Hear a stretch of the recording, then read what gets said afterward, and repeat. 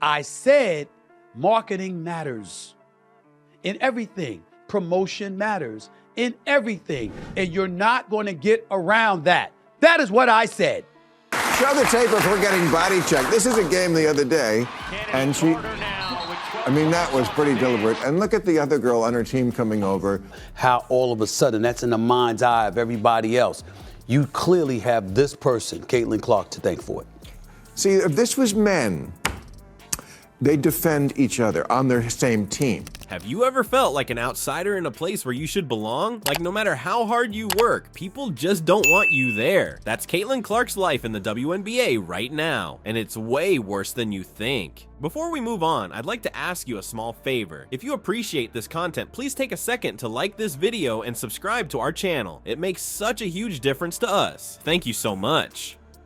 Now back to the video. Bill Maher just exposed the ugly truth behind Clark's struggles, and it's gonna make your blood boil. We're talking racism, homophobia, and a league that seems more interested in politics than basketball. If you've ever felt like the odd one out, you need to hear this story. Picture this. You're the most talked about college basketball player in history. You've just signed with a WNBA team, ready to take the league by storm. But instead of a red carpet, you're greeted with cold stares and whispers. That's Caitlin Clark's reality right now. Clark joined the Indiana Fever as the most hyped rookie ever. She broke pretty much every college record out there. But her WNBA debut, it's been anything but smooth sailing. You'd think her teammates would be thrilled to have a superstar on their squad, right? There is no way in hell you just accidentally left Caitlin Clark's name out of that soliloquy that you dropped about the Indiana Fever. Stop it. Show the tape if we're getting body checked. This is a game the other day, and that was pretty deliberate. And look at the other girl on her team coming over. Well, guess what, ladies and gentlemen? That's why you should have had Caitlin Clark. And it's not always racism when black people hip check them either. Wrong. In her first few games, Clark was dropping dimes and draining threes like it was nothing. But when she scored, the bench was quiet. No high fives, no celebrations. It's like they were watching paint dry instead of witnessing history. And the other teams, they're not exactly rolling out the welcome wagon either. In one game against the Phoenix Mercury, Clark got body checked so hard she hit the floor. It was like watching a linebacker take out a quarterback. But here's the kicker. The refs didn't even blow the whistle. And her teammates, they just jogged back on defense like nothing happened. You know what's even wilder? Some players are straight up admitting they don't like Clark. Remember Angel Reese from LSU, the one who taunted Clark in the NCAA championship? She's been throwing shade nonstop in interviews, on social media, you name it. It's like she's made it her personal mission to make Clark's life miserable. But here's the thing, despite all this drama, Clark's still balling out. She's averaging over 20 points a game, leading all rookies. She's dishing out assists like a veteran point guard and grabbing rebounds like she's 6'5" instead of 6 feet even. In her debut game, she dropped 19 points and 8 assists. That's insane for a rookie, let alone one facing this much pressure. About what happened to Caitlin Clark, they'll be back in playoff action tomorrow against the Connecticut Sun in an elimination game.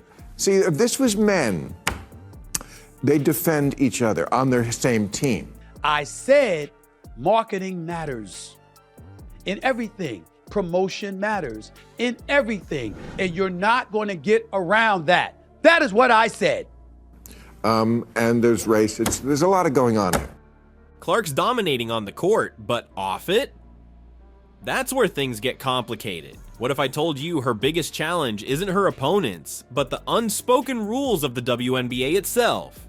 You know how sometimes you walk into a room and just feel like you don't belong? That's Caitlin Clark in the WNBA right now. And it's not just because she's the new kid on the block. There's something deeper going on here, something that Bill Maher just blew the lid off. Maher dropped a bombshell saying Clark's being targeted because she's white and straight in a league that's mostly black and has a strong LGBTQ+ presence. Yeah. Women are catty. The league is very lesbian, and she's not. Where are the people that Stephen A? Oh, she don't do this. She not gonna do that. Let her cook. So she couldn't get that double-digit assist record. 3 consecutive games with at least 20 points. There's also a racial element to this. We can't deny that. And I have Charlemagne on next week. I'm going to talk about it with him. So I'll get you off the hook.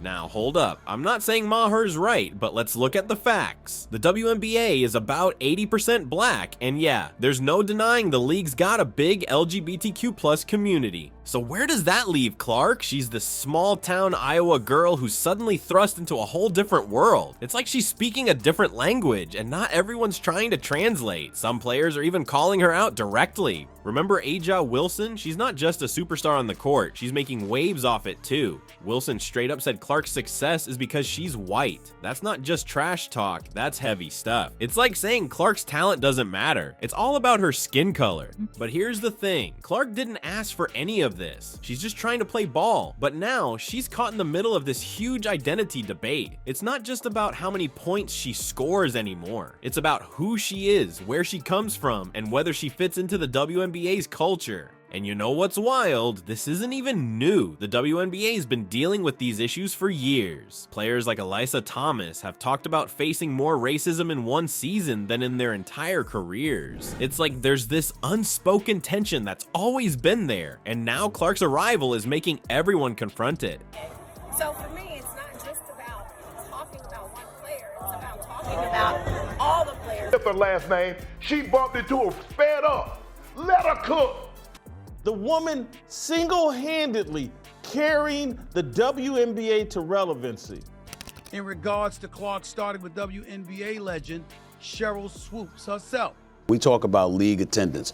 The Indiana Fever, all right, with Caitlin Clark, led the league in attendance both home and on the road. I think we see that. We see the capability on the basketball court. She can shoot, she can handle, she certainly can pass, okay? So now Clark's got to navigate all this while still trying to prove herself on the court. Can you imagine trying to focus on your crossover when you're worried about crossing some invisible line off the court? It's like playing basketball with one hand tied behind your back. Now imagine playing with both hands tied behind your back. That's what it feels like for Clark on the court lately. The whistles are coming fast and furious, and people are starting to ask, are these calls fair, or is there a deeper game being played? Let's talk about what's going down on the hardwood. Clark's not just battling her opponents anymore. She's got a whole new opponent in Stripes. The refs are calling her for everything under the sun, and it's getting weird. Like, really weird. In one game, Clark got hit with so many traveling calls, even the commentators were scratching their heads. It's like they thought she was on a world tour instead of playing basketball. And don't even get me started on the fouls. Every time Clark breathes on someone, it's a whistle, but when she's getting knocked around, crickets. You know it's bad when the player herself speaks up. Clark's been saying she feels like she's getting hammered out there, and she's not wrong. Opponents are getting away with stuff that would make an MMA fighter blush.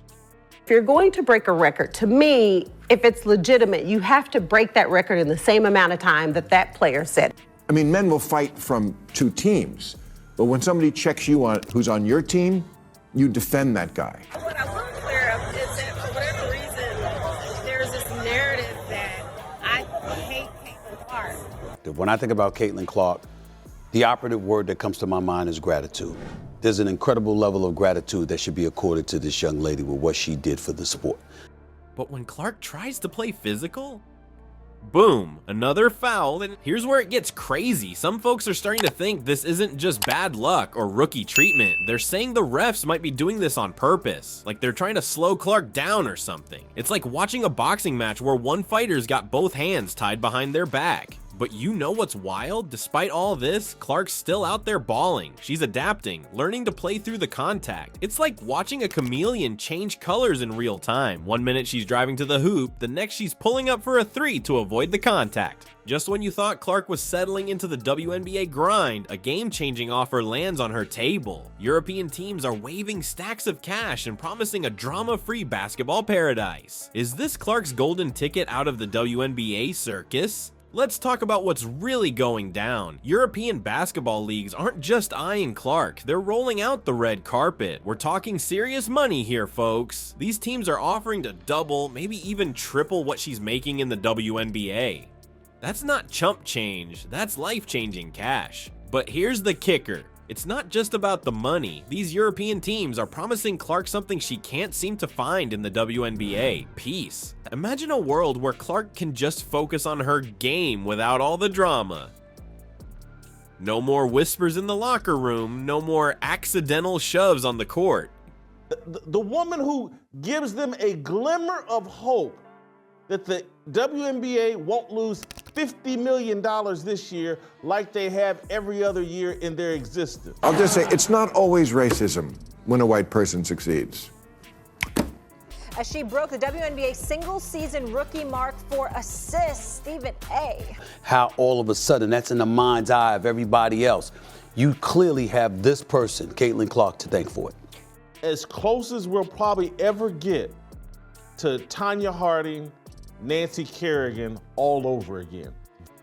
Just pure, unfiltered basketball. Think about it. Clark could go from being the league's controversial rookie to the undisputed star of her team overnight. In Europe, they're not looking to cut her down to size. They want to build her up. They're ready to treat her like the superstar she is, both on and off the court. And let's be real, the style of play in Europe could be a breath of fresh air for Clark. It's all about team ball over there. No more feeling like she's got to carry the whole squad on her back. She could thrive in a system that values passing and team dynamics as much as individual scoring. But here's where it gets real interesting. Clark hasn't made a decision yet. She's weighing her options, and you better believe the WNBA is sweating. They're facing the very real possibility of losing their biggest star before she even really gets started. It's like watching a high-stakes poker game, and Clark's holding all the cards. Let's talk about what's really at stake here. This isn't just about Caitlin Clark anymore. It's about the future of women's basketball. The WNBA is standing at a crossroads, and they've got a big decision to make. Are they going to embrace their new superstar, or are they gonna watch her walk away? Imagine this, Clark leaves for Europe, and suddenly the WNBA's biggest draw is playing overseas. That's a nightmare scenario for the league, but if they can figure out how to make Clark feel welcome, to let her shine without all the drama, that could take women's basketball to a whole new level.